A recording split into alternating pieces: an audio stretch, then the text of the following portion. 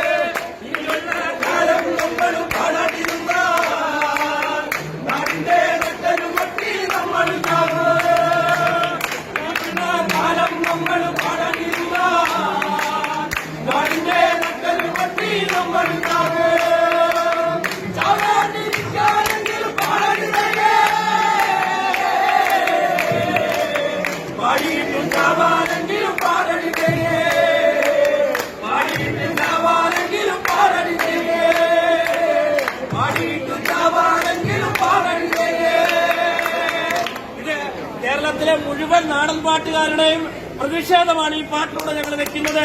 ഉടൻ തന്നെ സംഘാടകർ ഇതിന്റെ പരിഹാരം കണ്ടില്ല എങ്കിൽ നീണ്ട വലിയ സമരത്തിലേക്ക് ഇത് പോകും, ഞങ്ങളുടെ വലിയ പ്രതിഷേധത്തിലേക്ക് ഇത് പോകുമെന്ന് ഇതിന്റെ സംഘാടകരോട് അറിയിക്കുകയാണ്. കേരളത്തിലെ നാടൻ പാട്ട്, നാടൻ കലാകാരന്മാരുടെ സംഘടനയായ നാട്ടുകലാകാര കൂട്ടാണ് ഈ പറയുന്നത്.